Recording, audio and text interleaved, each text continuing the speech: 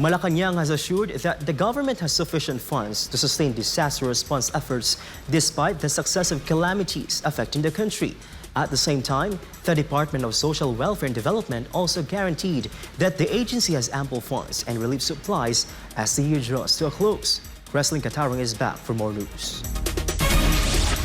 Malacañang assured that the government has set aside an alternative source of funding in case the National Disaster Risk Reduction and Management Fund is depleted due to the series of calamities hitting the country. According to Presidential Communications Office Undersecretary and Palace Press Officer Claire Castro, their office has spoken with the Department of Budget and Management, which confirmed that 12.005 billion pesos remains in the government's contingent fund. If the contingent fund is exhausted, the government may draw additional funds from the program appropriations under the Strengthening Assistance for Government Infrastructure program, provided that there is excess revenue.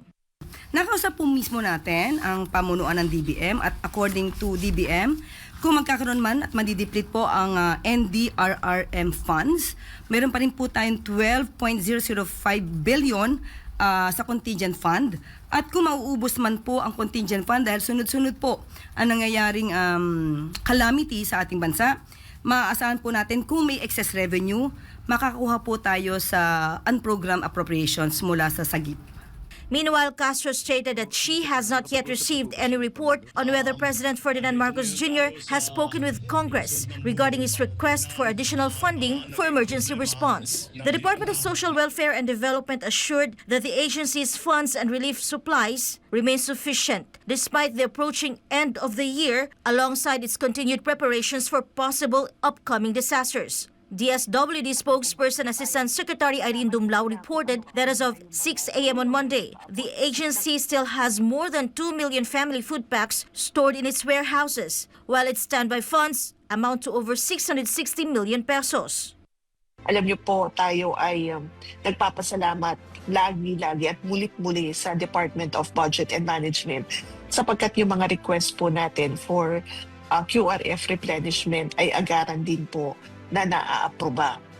Because of this, the DSWD's disaster response operations continue without interruption, including the procurement of raw materials for food packs and non-food items. According to the official, prepositioning relief goods is crucial to ensure the immediate delivery of assistance to affected areas. Aside from food and relief goods, the agency also provides emergency cash transfers to disaster-stricken communities, such as those in Cagayan, Masbate, Romblon, and Mindoro, which were hit by recent typhoons. Para nga matiyak na magpapatuloy ito, especially kinakailangan din nating i-assist yung mga naapektuhan nitong mga nagdaang lindol, ay magre-request po tayo ng karagdagang pangpondo mula sa Department of Budget and Management to sustain our disaster response efforts. Reporting for Newsline World, this has been Cresilyn Catarong, SMNI News.